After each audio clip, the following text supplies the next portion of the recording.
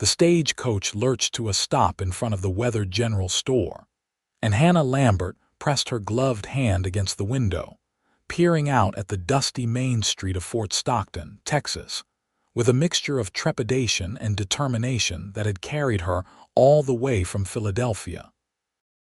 The heat hit her like a physical wall when she stepped down from the coach, the September sun of 1878 blazing mercilessly despite the approach of autumn. Her dark traveling dress absorbed every ray, and she could already feel perspiration gathering at her temples beneath her carefully pinned auburn hair. The driver handed down her trunk and two smaller cases, tipping his hat before climbing back onto the box. "You sure about this, miss?" He called down. "Fort Stockton ain't exactly civilization." Hannah straightened her shoulders and managed what she hoped was a confident smile. "I am quite certain, thank you. I have a position waiting for me." The driver shrugged and snapped the reins, leaving her standing alone on the wooden sidewalk with her belongings piled around her feet. She surveyed the town with fresh eyes, trying not to let disappointment settle in her chest. The advertisement in the Philadelphia newspaper had been quite clear about the frontier nature of the position, but somehow she had imagined something more than the single rutted street lined with sun-bleached buildings. A saloon stood directly across from her, already emanating the sounds of rough laughter and tinny piano music despite the early hour. Next to it sat a general store, a barber shop, and what appeared to be a land office. Further down, she could see the sheriff's office and a church with a white steeple that seemed to be the only structure that had seen recent paint. "Miss Lambert." She turned to find an older woman approaching, gray hair pulled back severely from a weathered face that held kind eyes. "Yes, I am Hannah Lambert, Martha Crawford. I run the boarding house where you will be staying. The school board hired me to see you settled." Martha looked her over with an assessing gaze that was not unkind. "You are younger than I expected." "I am 22, Hannah said, lifting her chin slightly. "And I have my teaching certificate from the female normal school in Philadelphia. I assure you I am qualified. Did not say you were not, child, just making an observation." Martha bent to pick up one of the smaller cases. "Come along then. Let's get you out of this sun before you wilt like a hothouse flower." The boarding house was a two-story wooden structure at the end of the street, painted a faded yellow that might have been cheerful once. Inside, it was blessedly cooler, with windows open to catch any hint of breeze. Martha led her upstairs to a small room with a narrow bed, a washstand, and a single window overlooking what passed for Fort Stockton's main thoroughfare. "Not much, but it is clean," Martha said. "Meals are at 7 in the morning, noon, and 6 in the evening. You miss them. You go hungry unless you want to pay extra. The schoolhouse is about a quarter-mile east of town. You will see it easy enough. Just a room really, but it has desks and a blackboard that the last teacher left behind." "The last teacher?" Hannah asked, setting down her reticule on the narrow bed, Martha's mouth pressed into a thin line. "Lasted 3 months, said the children were too rough and the work too hard. Went back east on the first stage." She paused at the door. "The children here need someone who will stay, Miss Lambert. They need stability and learning. But I will not lie to you. This is not an easy place for a refined young woman. If you are having second thoughts, now is the time to voice them." Hannah thought of Philadelphia, of her mother's parlor where she had spent 22 years learning to be a proper young lady, of the suffocating expectations that she should marry well and produce grandchildren. She thought of the teaching certificate she had fought for over her mother's objections, of the restless energy that had driven her to answer that advertisement for a frontier teacher. "I am not having second thoughts," she said firmly. "I came here to teach, and that is what I intend to do." Martha's stern expression softened into something that might have been approval. "Good. School starts tomorrow at 8 o'clock sharp. I will walk you over there in the morning to show you the way." After Martha left, Hannah unpacked her belongings, hanging her 3 dresses in the narrow wardrobe and arranging her books on the small shelf above the washstand. She had brought her most precious volumes, a complete Shakespeare, a collection of Wordsworth's poetry, her mathematics textbooks, and a well-worn copy of McGuffey's Reader that had belonged to her grandmother. As she arranged them, she felt a flutter of nervous excitement in her stomach. Tomorrow she would meet her students. Tomorrow her real life would begin. That evening, she sat in the boarding house dining room with 5 other residents, all men who worked at various trades in town. They regarded her with curiosity but spoke little, and Hannah was grateful for the silence. Her mind was already racing with plans for her first day, wondering how many students she would have, and what their educational levels might be. Sleep came fitfully in the unfamiliar room, and she woke before dawn to the sound of roosters crowing and horses passing in the street below. She dressed carefully in her most practical dress, a gray cotton with a white collar, and pinned her hair back tightly. After a hasty breakfast of eggs and biscuits, she followed Martha out to the schoolhouse as the sun was just beginning to paint the sky pink and gold. The schoolhouse was even smaller than she had imagined, a single room with rough wooden walls and a floor that creaked underfoot. 6 rows of desks faced a battered teacher's desk and a slate blackboard that had seen better days. The smell of dust and chalk and old wood filled her nostrils. 2 windows on each side wall let in light, but they were small and high, making the room feel dim despite the brightening day outside. "Children come from all the ranches and farms around," Martha explained. "Some walk 2 or 3 miles, others ride horses. Ages range from 6 to about 16 usually. You will have to teach them all together different levels. Can you manage that?" "Yes," Hannah said, though her heart hammered with uncertainty. "I can manage." Martha left her then, and Hannah spent the next hour preparing. She wrote her name on the blackboard in careful script, Miss Lambert. She arranged papers and chalk on her desk. She found a bell on one of the shelves and set it near the door to ring for the start and end of the school day. When 8 o'clock arrived, she stepped outside and rang the bell, the clear sound carrying across the empty prairie. For several long minutes, nothing happened. Then, gradually, children began to appear. They came in small groups or alone, walking or riding horses that they tied to a hitching post behind the schoolhouse. Hannah counted them as they filed past her with curious stares. 12 in all, ranging from a tiny girl who could not have been more than 5 to a gangly boy of perhaps 15 who towered over her by several inches. They took their seats in awkward silence, and Hannah walked to the front of the room, her hands clasped to hide their trembling. "Good morning, students. My name is Miss Lambert, and I am very pleased to meet you all." Silence greeted her words.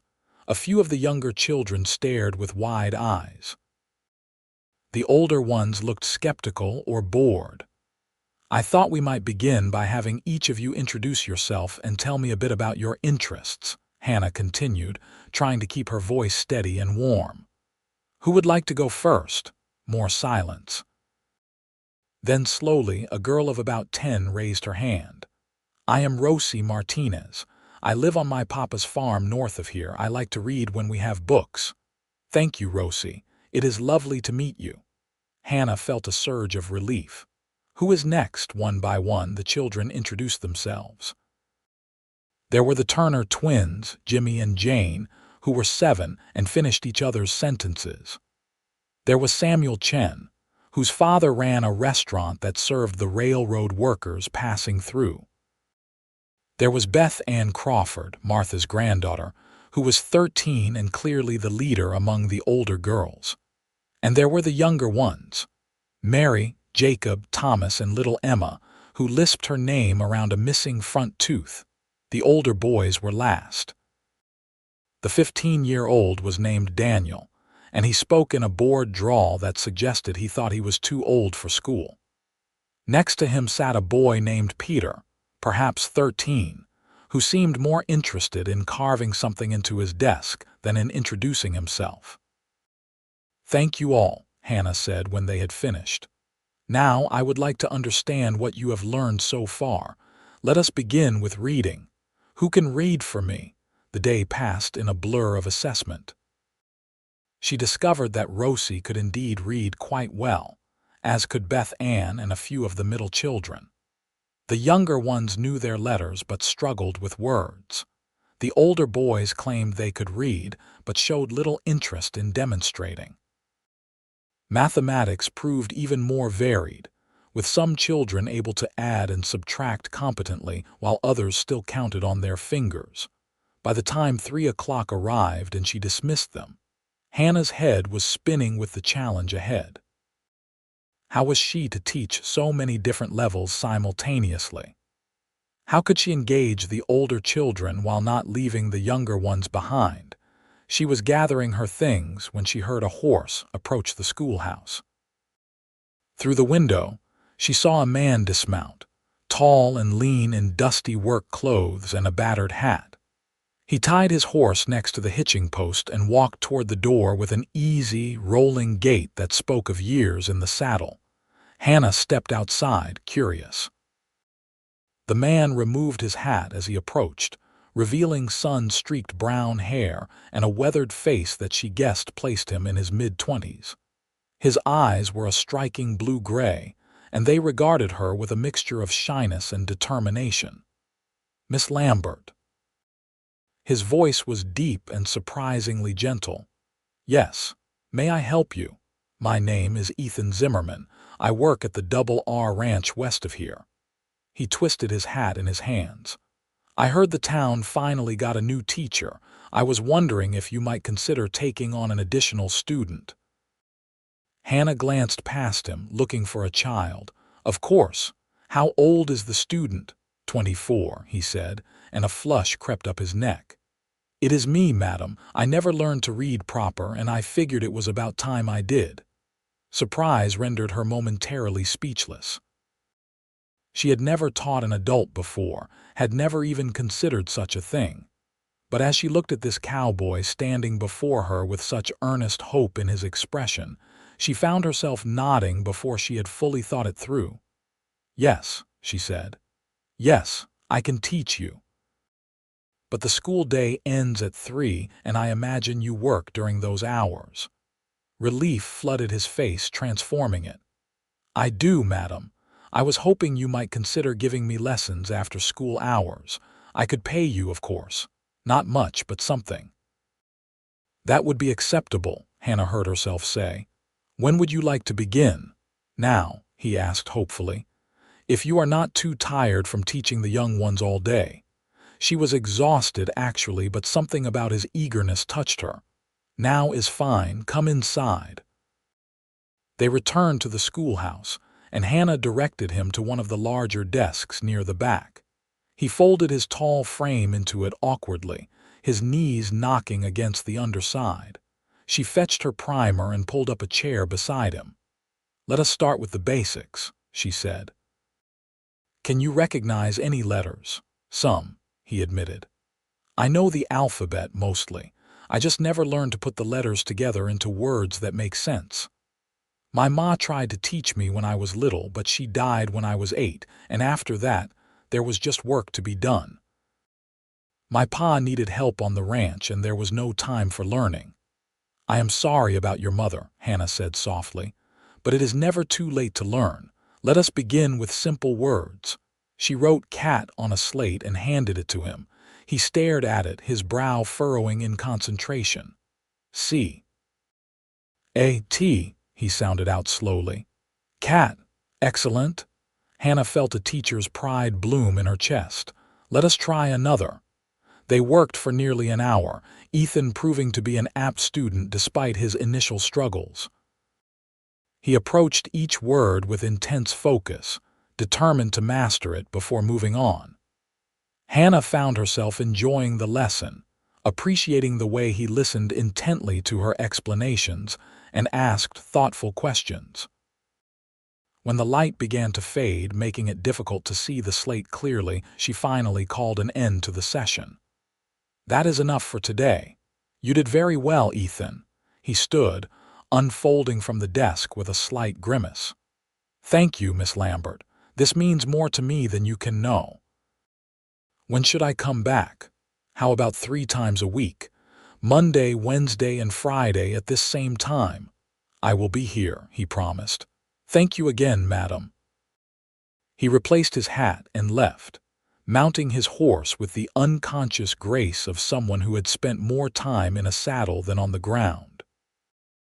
Hannah watched him ride away, silhouetted against the orange sunset, and felt a small flutter in her chest that she told herself was merely satisfaction at gaining another student. The days settled into a rhythm. Hannah rose before dawn, prepared her lessons over breakfast, and walked to the schoolhouse by 7:30 to prepare for the day.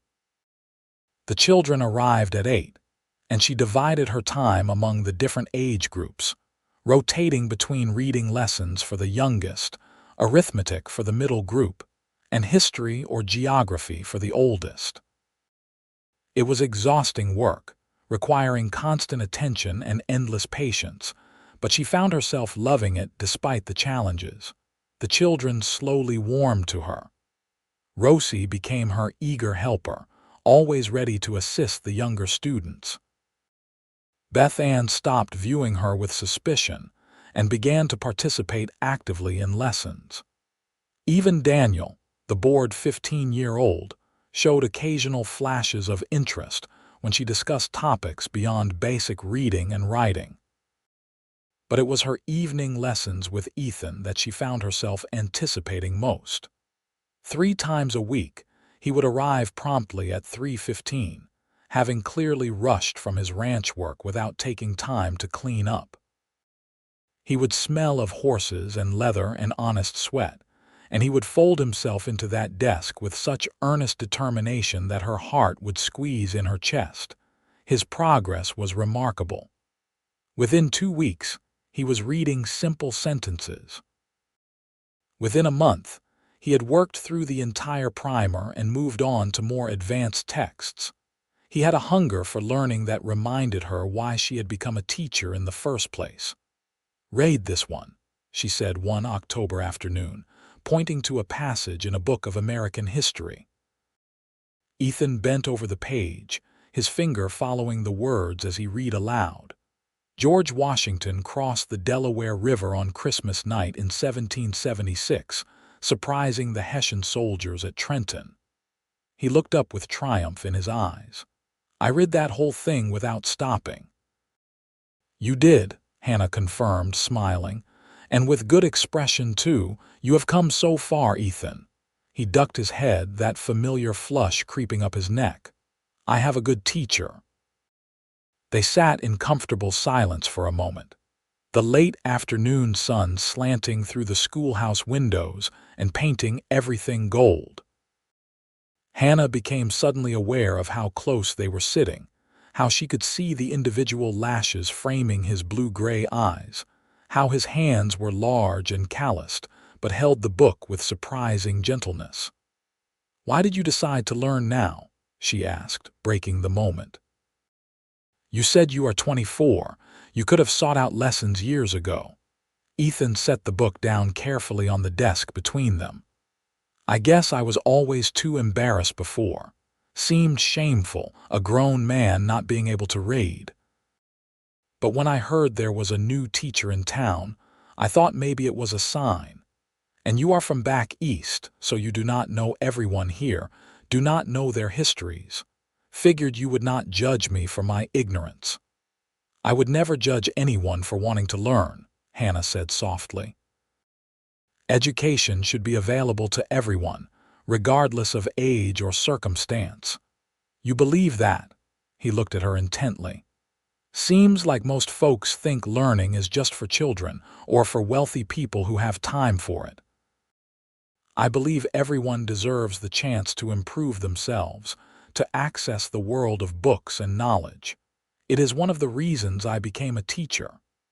She hesitated, then added, "My mother thought teaching was beneath our family's station. She wanted me to marry a businessman and run a proper household, but I wanted more than that. I wanted to matter in some way." "You matter," Ethan said with such simple conviction that heat flooded her cheeks. "You matter to all those children you teach every day, and you matter to me." The intensity in his gaze made her look away, her heart suddenly racing. "We should continue with the lesson," she said, her voice coming out breathier than she intended. "Let us work on your writing next." As October turned to November, the weather grew cooler, and Hannah had to light the potbelly stove in the schoolhouse each morning to keep the children warm. The landscape transformed from brown to gold as the cottonwood trees along the creek changed color. Fort Stockton prepared for winter, and Hannah began to feel truly settled in her new home. She had made friends with Beth Ann's grandmother Martha, who proved to be a font of information about the town and its residents. She had been accepted by most of the townspeople, though some still viewed her as an outsider, an Eastern curiosity who would likely flee at the first real hardship. And she had developed what she told herself was merely a teacher's fondness for her most dedicated student. But she knew, in the quiet moments before sleep, that what she felt for Ethan Zimmerman was beginning to go beyond professional regard. She looked forward to their lessons with an anticipation that had nothing to do with pedagogy. She noticed things about him that had no bearing on his educational progress. The way his hair curled slightly at his temples when it was damp with sweat, the small scar on his left hand, the warm rumble of his laugh when she made a joke during their lessons. It was inappropriate, she told herself sternly. She was his teacher. There was a professional boundary that should not be crossed.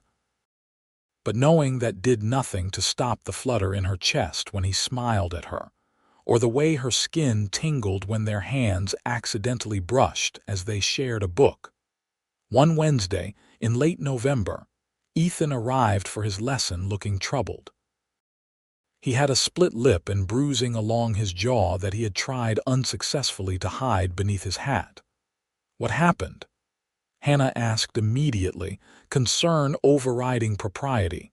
"Nothing, madam. Just a disagreement with another ranch hand. It is settled now." He sat down at his desk, clearly wanting to drop the subject, but Hannah could not let it go. "Does it hurt? Should you see the doctor?" "I am fine, Miss Lambert. Really?" He pulled out his book, opening it determinedly. "I have been practicing my reading all week. There is a passage I want to show you." She let him redirect the conversation, but worry gnawed at her throughout the lesson. When they finished, she gathered her courage and said, "Ethan, if there is trouble at the ranch, if you need help of any kind, please know that you can tell me." He stood, looking down at her with an expression she could not quite read. "The other hand said some things about you that I did not appreciate. I corrected his understanding, that is all." "About me?" Hannah's breath caught. "What things?" "Does not matter. They were not true, and he will not say them again." Ethan's jaw clenched, making him wince at the pressure on his bruised face. "I should go. Same time Friday." "Yes, of course, but Ethan, good night, Miss Lambert." He left quickly, leaving her standing in the empty schoolhouse with more questions than answers. At the boarding house that evening, she asked Martha about it. The older woman sighed as she poured Hannah a cup of tea in the kitchen after the other boarders had gone to their rooms. "I heard about that fight," Martha said. "Buck Corrigan was running his mouth at the saloon, saying inappropriate things about you, saying that a young woman alone in town without family, teaching that cowboy late into the evening, well." She trailed off meaningfully. Shame and anger flooded through Hannah in equal measure. People think that Ethan and I are, that we are. She could not even say it. People in small towns talk, child. It is what they do. Most do not mean harm by it. They are just bored and looking for entertainment. Martha patted her hand. But you should know that it puts you in a difficult position. You are supposed to be a moral example for the children. If there is gossip about you, the school board might take action. But I have done nothing wrong, Hannah protested. I am teaching a student, nothing more. I believe you, Martha said, but you might consider whether those evening lessons are worth the risk to your position. There are other ways Ethan could learn to read. He could come to school during the day with the children. Hannah imagined Ethan sitting among the children, a grown man trying to learn his letters under the curious and likely mocking eyes of students and their parents. No, that would humiliate him.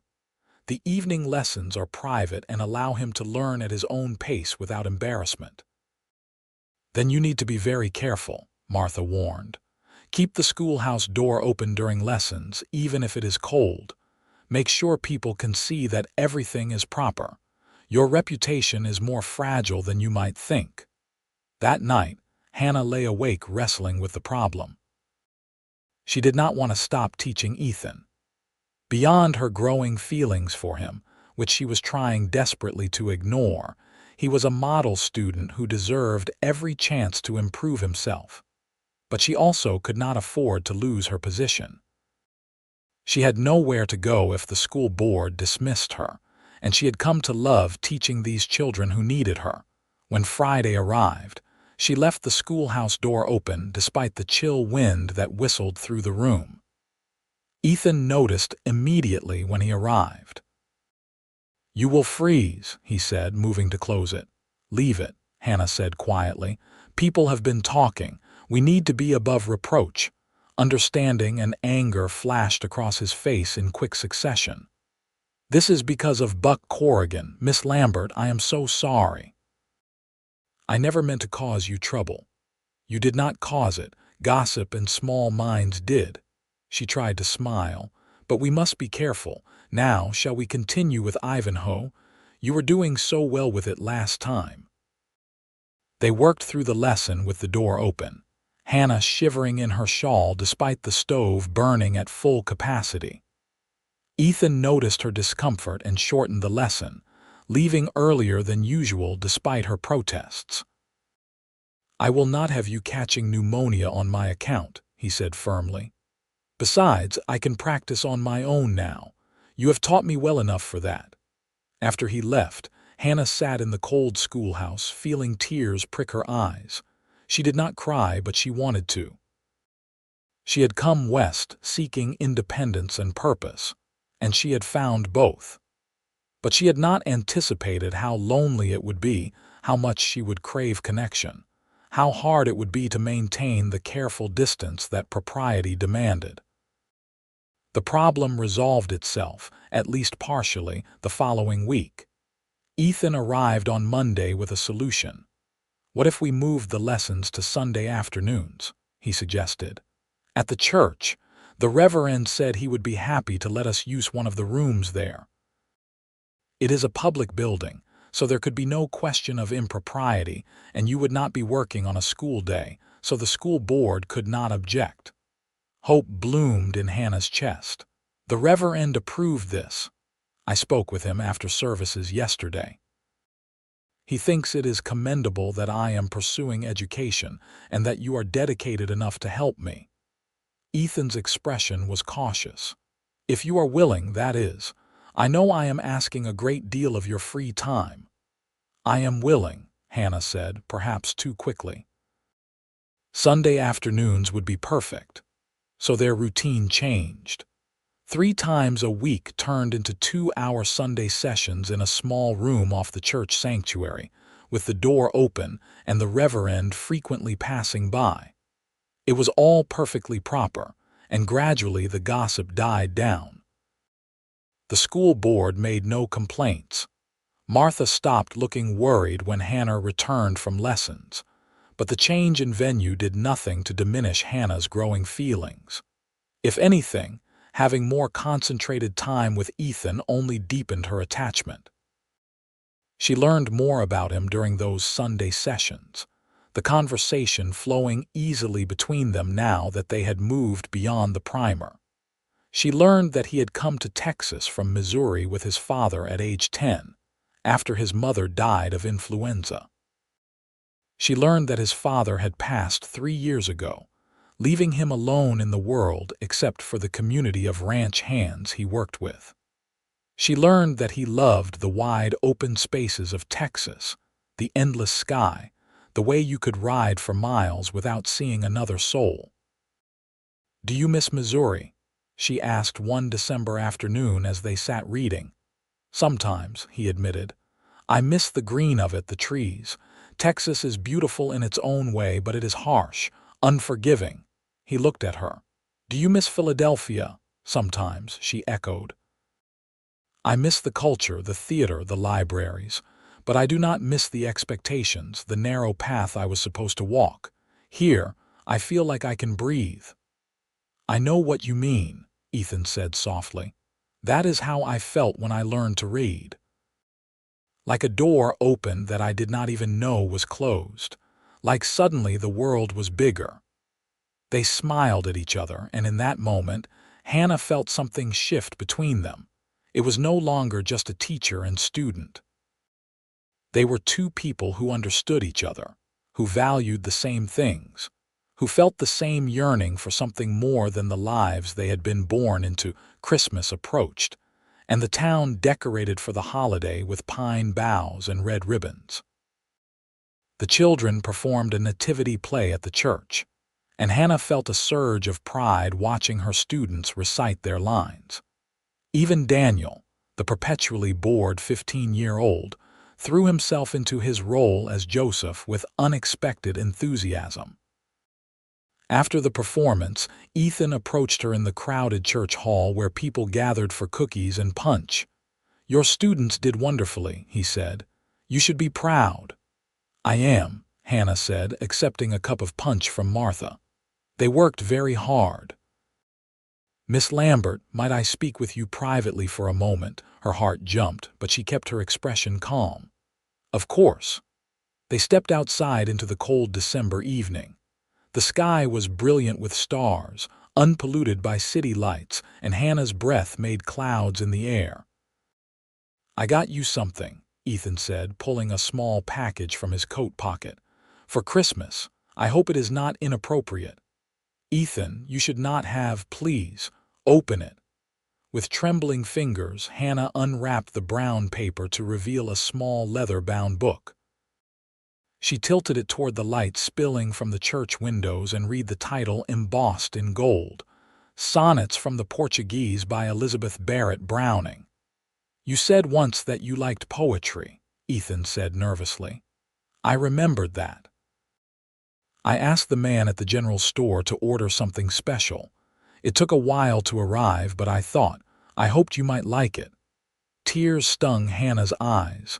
It was the most thoughtful gift she had ever received. "It is beautiful. Thank you, Ethan, but I have nothing for you." "You have given me everything," he said, his voice rough with emotion. "You have given me the ability to read, to understand the world in a new way. You have given me your time and your patience. That is more than I could ever repay." They stood in the cold, looking at each other, and Hannah felt the careful walls she had built around her feelings begin to crumble. Before she could stop herself, she reached out and touched his hand. His fingers closed around hers, warm and strong. "Ethan," she whispered. The church door opened, spilling light and noise and people into the night. They stepped apart quickly, but not before Hannah saw Martha watching from the doorway, her expression unreadable. Christmas passed quietly. Hannah spent the day with Martha and her family, enjoying a feast of turkey and all the traditional trimmings.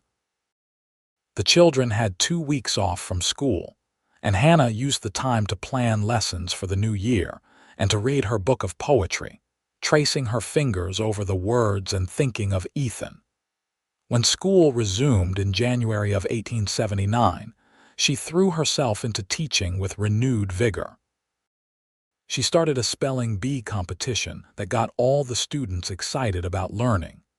She brought in maps and helped the older children understand geography and the wider world beyond Fort Stockton. She watched with satisfaction as her students grew more confident and capable. Sunday lessons with Ethan continued, and his reading ability advanced to the point where he could tackle almost any book. They read history together, and Shakespeare, and even attempted some philosophy. He had a sharp mind that had been hidden behind his illiteracy, and watching him engage with complex ideas gave Hannah immense satisfaction. But beneath the professional pleasure was something deeper and more complicated. She was in love with him. She could no longer deny it to herself, though she tried hard not to show it. Every Sunday, she looked forward to their lessons with an anticipation that had nothing to do with teaching, and everything to do with the way her heart lifted when he smiled, the way her skin tingled when he sat close to her, the way she felt truly seen and understood when they talked. She thought, sometimes, that he might feel the same way. She caught him looking at her with an expression that seemed to hold more than respect for his teacher. Sometimes their hands would brush, and he would not pull away immediately. Once, when she laughed at something he said, he looked at her with such tender warmth that her breath caught. But neither of them spoke of it. The gulf between them seemed too wide. She was his teacher. She was from the East, and he was a cowboy. She was educated, and he had only recently learned to read. What could they possibly have to offer each other beyond the schoolroom? February brought an unexpected cold snap, with temperatures dropping below freezing and a rare snowfall that dusted the brown landscape white. The children were delighted, having never seen much snow before. Hannah let them go outside during the lunch break to make snowballs and snow angels, their laughter ringing across the prairie. That Sunday, Ethan arrived at the church looking troubled. He sat down at their usual table but did not pull out his book. "Is something wrong?" Hannah asked. "I got an offer," he said slowly. "A ranch up in the Panhandle needs a foreman. It is good money, better than I am making now, and it is a step up, real responsibility." Hannah felt her heart sink even as she tried to keep her expression neutral. "That sounds like a wonderful opportunity." "It is," Ethan agreed, "but I would have to leave Fort Stockton. The ranch is nearly 200 miles from here." "Oh." The word came out small. Hannah looked down at her hands, fighting to maintain her composure. "When would you go?" "End of March, if I take it." He paused. "I have not decided yet." "You should take it," Hannah said, forcing brightness into her voice. "It is exactly the kind of advancement you deserve. Your reading skills will help you in a position of greater responsibility. You will need to keep records, read contracts, correspond with buyers. Everything you have learned will serve you well, Hannah." It was the first time he had used her given name, and it sent a shock through her. "Look at me." Slowly, she raised her eyes to meet his. "Is that truly what you want?" he asked. "For me to take this position and leave?" No, her heart screamed. Stay here with me." But she could not say that. She had no right to ask him to give up such an opportunity for her sake. They were not engaged, were not even courting. They were merely teacher and student, nothing more, regardless of what her heart might wish. "I want what is best for you," she said carefully. "And this position sounds like it would be very good for your future." He stared at her for a long moment, and she thought she saw disappointment flicker across his face. "Right," he said finally. "You are probably correct. It would be foolish to turn down such an opportunity." They attempted to continue with their lesson, but the joy had gone out of it. The words on the page blurred before Hannah's eyes, and she could barely concentrate on what they were reading. When the 2 hours ended, Ethan left quickly, barely saying goodbye. Hannah sat alone in the church room, tears finally spilling down her cheeks. She had done the right thing, she told herself. She had encouraged him to pursue his dreams, to take advantage of the opportunity before him. That was what a good person would do. The fact that it felt like her heart was being torn from her chest did not change the rightness of it. The following weeks were torture. Ethan still came to their Sunday lessons, but something had changed between them. He was polite but distant, and she matched his reserve, both of them maintaining careful boundaries. They read together, discussed books, worked through complex passages, but the easy warmth that had developed between them was gone.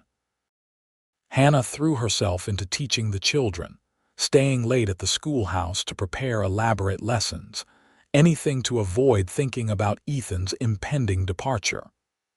The children noticed her distraction, and even young Emma asked if Miss Lambert was feeling well. March arrived with unseasonably warm weather, the prairie suddenly coming alive with wildflowers. Hannah walked to the schoolhouse each morning through fields of bluebonnets and Indian paintbrush, the beauty of it making her heart ache more. In 2 weeks, Ethan would leave for the Panhandle. In 2 weeks, she would never see him again. She was locking up the schoolhouse one Thursday afternoon when she heard a horse approach. Turning, she saw Ethan dismounting, and her heart leaped despite herself. "Ethan, you are not scheduled for a lesson today. I know." He tied his horse and walked toward her, something intense in his expression. "Hannah, I need to tell you something, and I need you to listen without interrupting." She nodded, not trusting her voice. "I am not taking the foreman position," he said. "I turned it down yesterday." "What? But why?" "It was such a good opportunity. You said you would not interrupt," he reminded her gently. "Let me finish." She pressed her lips together, waiting. "I realized something these past few weeks," Ethan continued. "That job would have been good for my career, good for my financial future. But it would have taken me away from what matters most. It would have taken me away from you." Hannah's breath caught.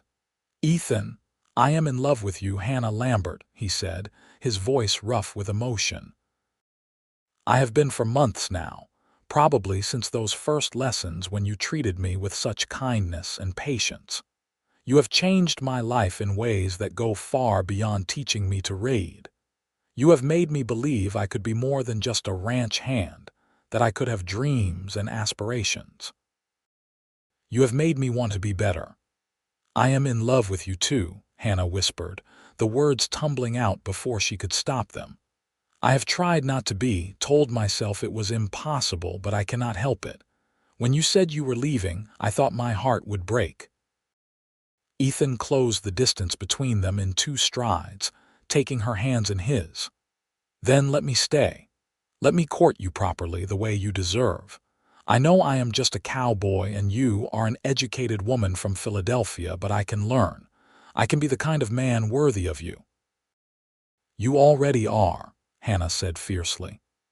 "Ethan, you are one of the finest men I have ever known. Your determination, your kindness, your integrity.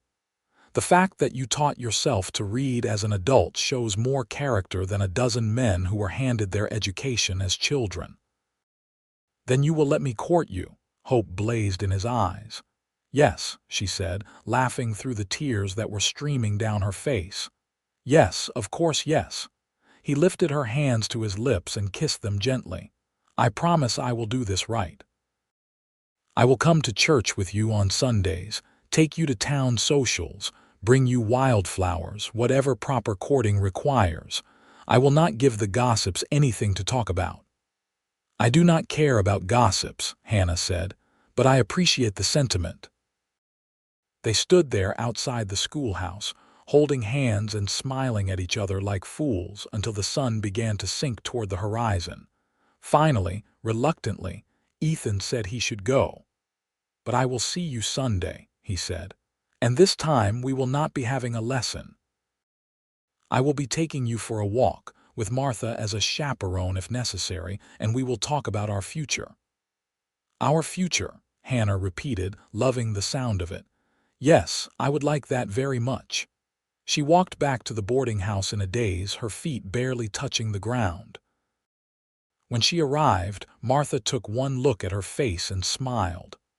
I take it the young man finally came to his senses. He is going to court me, Hannah said, still hardly believing it. Properly and openly. Good, Martha said firmly. It is about time. Anyone with eyes could see you two were in love. Glad you are finally being honest about it. Word spread quickly through Fort Stockton that the schoolteacher and Ethan Zimmerman were courting. To Hannah's relief, most people seemed pleased rather than scandalized. The story of the cowboy learning to read had touched many hearts, and folks liked the romantic notion of a student falling in love with his teacher. There were a few raised eyebrows and whispered concerns about propriety, but the fact that Ethan approached the courtship with such obvious respect and care went a long way toward silencing critics. He attended church every Sunday, sitting with Hannah and Martha.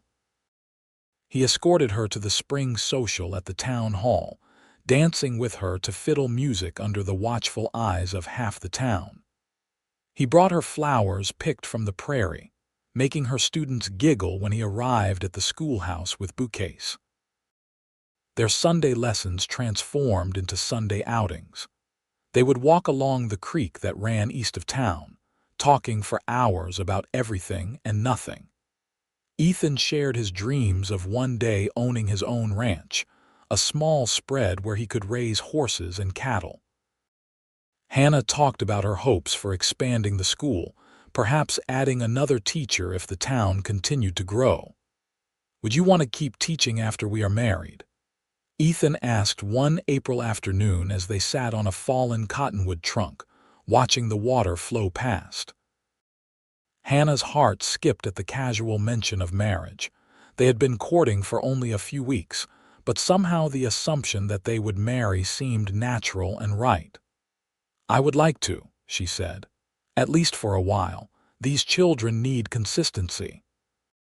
But eventually, if we have children of our own. You would want children. His voice held a note of wonder. Yes, Hannah said, blushing. Do you? Yes, he said simply. A whole houseful if we are blessed that way. He took her hand, threading his fingers through hers. They sat in comfortable silence, watching the creek and listening to the birdsong, both imagining the future that stretched before them. Summer came, bringing blazing heat and the end of the school year. Hannah said goodbye to her students with mixed emotions. Several families were moving away, seeking opportunities elsewhere. The Turner twins would be leaving Fort Stockton for good. Daniel, the formerly bored 15-year-old, had finished all the education Hannah could provide and would be starting work at his father's freight business. But there would be new students in the fall, Martha assured her. Fort Stockton was growing slowly but steadily. More families were arriving, drawn by the railroad and the promise of land. The school would continue. On the last day of school, after the children had left, Ethan appeared at the schoolhouse door. He looked nervous, his hat in his hands. Hannah, I know we have been courting for only a few months, he said, and I know the proper thing would be to wait longer. But I am not a patient man when it comes to things I want, and I want you to be my wife. He dropped to one knee, pulling a small box from his pocket. Inside was a simple gold band with a small garnet stone. It was my mother's, he said, the only thing I have of hers. I know it is not fancy like you are probably used to, but I would be honored if you would wear it. It is perfect, Hannah said through tears. And yes, Ethan Zimmerman, I will marry you. He slipped the ring onto her finger, then stood and pulled her into his arms, holding her close. She could feel his heart pounding against her chest, matching the rapid beat of her own. They were married in August, in the little white church where they had held their Sunday lessons. Martha stood up with Hannah, and one of Ethan's fellow ranch hands served as his best man. The whole town turned out for the wedding, packing the small church to overflowing. Hannah wore a simple white dress that she and Martha had sewn together, and she carried a bouquet of wildflowers picked from the prairie. When she walked down the aisle and saw Ethan waiting for her at the altar, his face full of love and wonder, she felt her heart swell with happiness. The reverend performed the ceremony, and when he pronounced them husband and wife, Ethan kissed her gently while the congregation applauded. They walked back down the aisle together, Mr. and Mrs. Zimmerman, ready to start their life together. The ranch provided them with a small cabin on the property, 3 rooms that were modest but comfortable. Hannah spent the weeks before school resumed making it into a home, sewing curtains, arranging their few pieces of furniture, creating a space that was theirs. Ethan built her shelves for her beloved books and a small desk where she could prepare lessons in the evenings.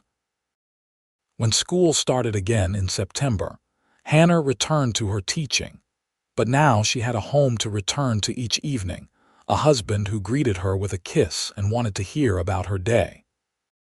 Ethan continued to work at the ranch, but he was saving money, planning for the future when they could afford their own small spread. Life settled into a comfortable rhythm. Hannah taught during the week and spent her weekends with Ethan, exploring the countryside on horseback or simply sitting together in their cabin, reading aloud to each other.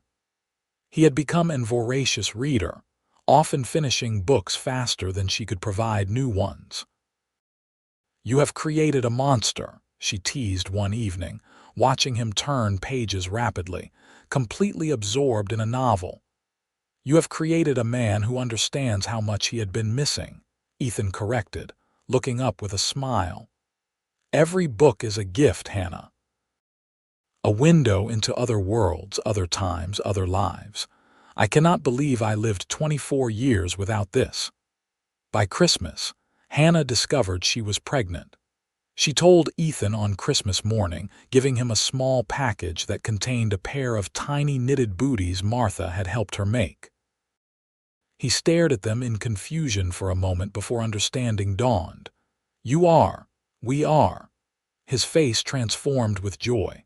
"Hannah," he swept her up carefully, spinning her around their small cabin before setting her down gently as if she were made of glass. "Are you sure? Are you well? Should you be resting?" She laughed at his concern. "I am sure I am well and I do not need to rest. Women have been having babies since the beginning of time. I am perfectly healthy." "A baby," he said wonderingly, placing his hand on her still flat stomach. "Our baby." The pregnancy progressed smoothly through the winter and spring. Hannah continued teaching, finally relinquishing her position at the end of May when she became too large to stand at the blackboard comfortably.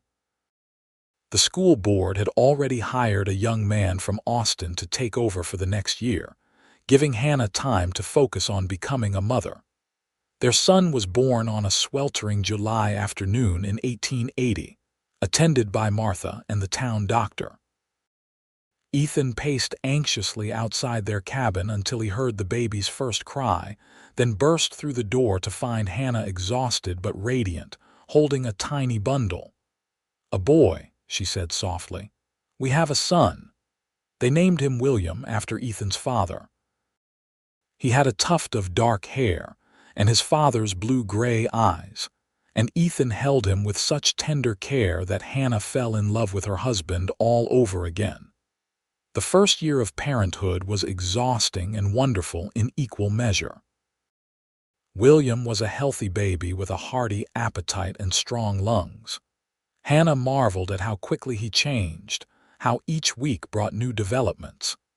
Ethan proved to be a devoted father, coming home from long days at the ranch and immediately taking the baby so Hannah could rest. "You should go back to teaching when he is older," Ethan said one evening as they sat together, watching William sleep in his cradle. "You are too good at it to give it up forever." "Perhaps," Hannah said, "but right now I am happy here. And I have been thinking about offering private lessons to women in town who might want to improve their education, Several have asked me about it. That is a wonderful idea, Ethan encouraged. You could teach them here, during the day while I am at the ranch. So Hannah began offering lessons to adult women, teaching reading and mathematics and basic bookkeeping skills that would help them manage their households or contribute to family businesses. It was gratifying work, and it allowed her to use her skills while still being present for William. When William was 2 years old, Ethan came home one evening with news. "The Miller Ranch is for sale," he said. "It is only 200 acres, not large, but the land is good. There is a house, a barn, a good well, and the bank will loan us the money if we can make a down payment." They talked late into the night, weighing the risks and possibilities. It would mean taking on debt, gambling on their ability to make the ranch successful. But it would also mean working for themselves, building something of their own to pass on to William and any other children they might have. "Let us do it," Hannah said finally. "You have been dreaming of this for years. We will make it work." Buying the ranch was terrifying and exhilarating. They moved to the property in the spring of 1883, settling into a house that was larger than their cabin but needed significant repairs. Ethan worked from before dawn until after dark, mending fences, tending the small herd of cattle he had purchased, building corrals. Hannah helped where she could, learning the rhythms of ranch life while caring for William and continuing her teaching. It was hard work, harder than anything either of them had done before. There were times when the weight of the mortgage kept them awake at night, when drought threatened their water supply, when illness ran through the cattle, and they feared losing everything. But they persevered together, supporting each other through the difficult times and celebrating the victories. The first year they turned a small profit was cause for celebration. The second year was better. Slowly, steadily, they built something solid and lasting. William grew into a bright, energetic boy who loved reading as much as his father did. In 1885, Hannah gave birth to a daughter they named Clara, who had her mother's auburn hair and her father's determination. 2 years later came another son, James, who was quiet and thoughtful from the very beginning. Hannah never returned to teaching in a schoolhouse, but she continued her private lessons, and she taught her own children with the same dedication she had given her students. Their ranch house became known as a place of learning, where anyone who wanted to improve themselves could find a patient teacher. Ethan expanded the ranch gradually, buying adjacent parcels when they became available, improving their herd, earning a reputation for fair dealing and quality stock. By the time William was 15, the ranch employed several hands and was one of the more prosperous operations in the area. On their 10th wedding anniversary, Ethan took Hannah back to the old schoolhouse, which still stood though it was no longer in use, the children now being taught in a new, larger building in town. "You remember the first time I came here?" he asked, holding her hand as they stood in the dusty, empty room. "How nervous I was, how ashamed of not being able to read." "I remember," Hannah said. "I remember thinking how brave you were to ask for help, how determined you were to learn." "You changed my life that day," Ethan said. "You gave me more than the ability to read. You gave me confidence, purpose, dreams I had never thought possible, and eventually, you gave me your love and your life. I am the luckiest man who ever lived." "I am the lucky one," Hannah countered, squeezing his hand. "I came to Texas looking for independence and purpose, and I found all that. But I also found something I had not known I was looking for. I found a partner, a true equal who values me for my mind as much as my heart. I found home." They stood together in the old schoolhouse as the afternoon sun slanted through the dusty windows. Two people who had found each other against all odds and built a life together through hard work, dedication, and love. The years continued to pass, bringing both joys and sorrows. Martha died peacefully in her sleep at the age of 78, having lived long enough to see Hannah's 3 children grow into remarkable young people. The ranch continued to prosper, and Ethan was elected to the school board, where he advocated tirelessly for educational opportunities for all children, regardless of their family's economic circumstances. William, their eldest, went away to college in Austin, studying agriculture and business. He returned to help run the ranch, bringing new ideas and modern methods that increased their productivity. Clara became a teacher like her mother, taking a position at the school in Fort Stockton and earning a reputation as one of the finest educators in West Texas.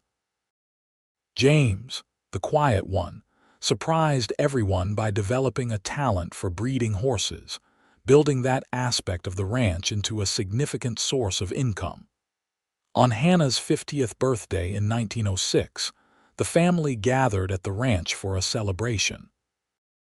Her children were grown, William married with 2 children of his own, Clara engaged to a lawyer from San Antonio, James courting the daughter of a neighboring rancher. Hannah looked around the table at the faces of her family, at the life she and Ethan had built together, and felt overwhelmed with gratitude. "What are you thinking?" Ethan asked softly, taking her hand. His hair was gray now, his face more lined, but his eyes still held the same warmth and intelligence that had attracted her all those years ago. "I am thinking about how far we have come," Hannah said, "from that first day in the schoolhouse to this.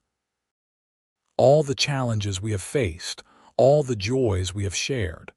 I would not change a single moment of it, not even the hard times," he teased gently. "Especially not the hard times," she said. "They made us who we are, they showed us what we are capable of together." That evening, after their children and grandchildren had gone to bed, Hannah and Ethan sat together on the porch of their ranch house, watching the stars wheel overhead in the vast Texas sky. "Do you ever wonder what would have happened if I had not gathered the courage to ask you for lessons that day?" Ethan asked. "If I had been too proud or too scared?" "I try not to think about it," Hannah admitted, "because a life without you in it is not something I want to imagine." "We were lucky," Ethan said. "Lucky to find each other, lucky to recognize what we had, lucky to have the courage to reach for it." "Luck had something to do with it," Hannah agreed. "But so did choice. You chose to seek education when you could have remained as you were. I chose to encourage your dreams rather than trying to hold you back. We chose each other every day through all the years." "And I would choose you again," Ethan said, raising her hand to his lips. "In every lifetime, in every circumstance." "You are the best thing that ever happened to me, Hannah Zimmerman." "And you are the best thing that ever happened to me," Hannah replied. "My student, my love, my life." They sat together in the warm Texas night, 2 souls who had found each other in a one-room schoolhouse and built a love that had lasted through decades. Their story had started with simple lessons in reading and writing, but it had become so much more. A testament to the transformative power of education, the courage required to pursue dreams, and the extraordinary possibilities that exist when 2 people truly see and value each other. The ranch would continue after them, passed down to their children and grandchildren, a legacy of hard work and dedication. The impact Hannah had made as a teacher would ripple through generations, as her students became parents who valued education and passed that value to their own children. And the love story of the schoolteacher and the cowboy would be told and retold, becoming part of the fabric of Fort Stockton's history, an inspiration to anyone who believed that love could transcend boundaries of class and circumstance. As the night deepened and the stars grew brighter, Hannah rested her head on Ethan's shoulder, feeling the steady beat of his heart, knowing that this moment, like all the thousands of moments before it, was exactly where she was meant to be. She had come to Texas as a young woman seeking purpose, and she had found that and so much more. She had found her home, her calling, and the great love of her life, all because a cowboy had been brave enough to ask for help, and she had been wise enough to see the remarkable man behind the request. Their children often asked them about those early days, wanting to hear the story of how they met, how they fell in love. And Hannah would tell them about the schoolhouse, about the shy cowboy who wanted to learn to read, about the evening lessons that changed both their lives. She would tell them about the challenges they faced, the gossip they endured, the courage it took to admit their feelings for each other. "The best things in life are worth fighting for," she would say. "Your father and I had to fight for our relationship, for our dreams, for the life we wanted to build. But we did it together, and that made all the difference." Years turned into decades, and the 20th century brought changes to Texas and to Fort Stockton. Automobiles replaced horses on many roads, though the ranch still relied on horseback for working cattle. Electricity came to town, then to the outlying ranches. The world was transforming, becoming more modern, more connected, but some things remained constant. The love between Hannah and Ethan never wavered, never diminished. If anything, it grew stronger and deeper with each passing year, enriched by shared experiences, by children raised and challenges overcome, by the quiet comfort of two people who knew each other completely and loved without reservation. On their 40th wedding anniversary in 1919, their entire family gathered once more, now including 7 grandchildren and 2 great-grandchildren.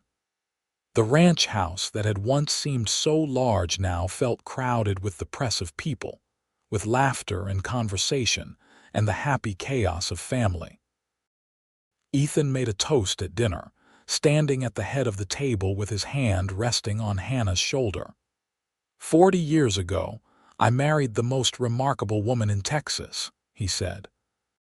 "She took a chance on an illiterate cowboy, saw potential where others might have seen limitations, and gave me the greatest gift anyone has ever given me, the gift of knowledge, which opened doors I had not known existed. But more than that, she gave me her heart, her loyalty, her partnership through 4 decades of life. She has been my teacher, my wife, my best friend, and the mother of my children. Hannah Lambert Zimmerman, you are my everything, and I am grateful for every single day I have had the privilege of being your husband." There was not a dry eye in the room. Hannah stood and embraced her husband, tears streaming down her weathered face. "And you, Ethan Zimmerman, have been my greatest adventure," she said. "Marrying you was the best decision I ever made. Building this life with you, raising our children, growing old together, it has all been more wonderful than I ever imagined possible." The years that followed were gentler. Ethan gradually turned over more of the ranch operations to William, though he never fully retired. He loved the work too much, loved being out under the wide Texas sky, loved the rhythm of ranch life. Hannah continued her private lessons until her eyesight began to fail in her early 70s, then devoted herself to writing down the family's history, wanting to preserve their story for future generations. She wrote about coming to Fort Stockton as a young, uncertain teacher. She wrote about that first day when a shy cowboy asked her for lessons. She wrote about their courtship, their wedding, the birth of their children, the building of the ranch. She wrote about hardships endured and joys celebrated, about a life fully lived in partnership with the man she loved. Ethan would sit with her as she wrote, reading aloud to her when her eyes grew too tired, helping her remember details from decades past. They would laugh together over memories, sometimes cry together over loved ones lost. It was a labor of love, this recording of their history, and when it was finished, Hannah had produced a remarkable document, a testament to an ordinary life made extraordinary through love and dedication. They celebrated their 50th wedding anniversary in 1929, just months before the stock market crash that would plunge the nation into the Great Depression. But the celebration was joyful, unmarred by foreknowledge of difficult times ahead. Their family gathered once more, now spanning 4 generations, a testament to the enduring legacy they had built. 50 years, Hannah marveled, sitting next to Ethan at the celebration. Half a century we have been together. Can you believe it? Every day with you has been a gift, Ethan said simply. 50 years does not seem like enough, but time was not infinite, even for the strongest love. In the spring of 1932, Ethan suffered a heart attack while out checking fences. He made it back to the house but collapsed in the yard. Hannah was at his side within moments, cradling his head in her lap as their children were summoned. "I am not ready to say goodbye," she whispered, tears falling onto his weathered face. "Neither am I," he managed, his voice weak. "But Hannah, what a life we have had. What a beautiful, full life." "I have no regrets." "Neither do I," she said. "You were my greatest adventure, Ethan Zimmerman, my greatest love." He smiled up at her, his hand finding hers with the instinct of 54 years of marriage. "Read to me," he asked softly, "like we used to." Hannah sent Clara to fetch the book of Browning's sonnets, the one Ethan had given her for their first Christmas together. With shaking hands, she opened it to his favorite poem and began to read. "How do I love thee? Let me count the ways. I love thee to the depth and breadth and height my soul can reach." His eyes closed, a peaceful expression settling over his features. Surrounded by his children and grandchildren, holding the hand of the woman he loved, Ethan Zimmerman passed from this life as gently as summer rain. Hannah felt a part of her soul tear away with his passing. They had been together for so long, had built such a complete life together, that existing without him seemed impossible. In the days after his death, she moved through the rituals of grief like a woman in a dream. The funeral, the burial in the Fort Stockton cemetery, the gathering of family and friends to remember a man who had been universally loved and respected. But as weeks turned to months, Hannah found reasons to continue. She had her children, her grandchildren, her great-grandchildren.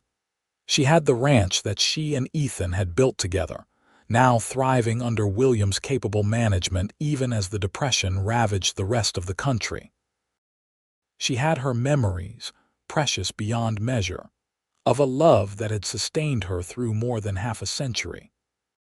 She lived 4 more years, spending her time with family, maintaining the correspondence she had begun with former students scattered across Texas and beyond, and sitting on the porch of the ranch house watching the sun set over land she and Ethan had claimed together.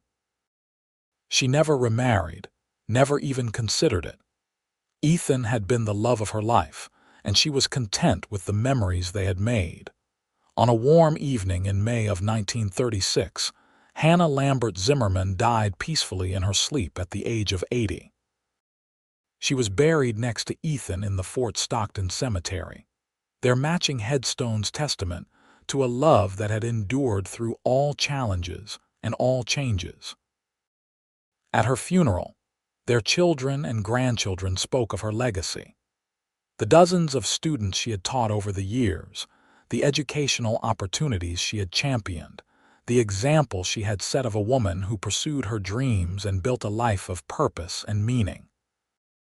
But mostly they spoke of her love for their father, of the remarkable partnership that had been the foundation of their family. She used to say that teaching Grandpa to read was the most important thing she ever did, Clara said through tears. Not because of the reading itself, but because it brought them together. Because it showed her that love can be found in the most unexpected places, with the most unexpected people, and that when you find it, you should hold on to it with everything you have. The story of Hannah Lambert and Ethan Zimmerman became part of Fort Stockton's folklore, told and retold through generations. The old schoolhouse where they met was eventually torn down, but a historical marker was placed on the site, commemorating the building where so many children received their education, and where a love story for the ages began.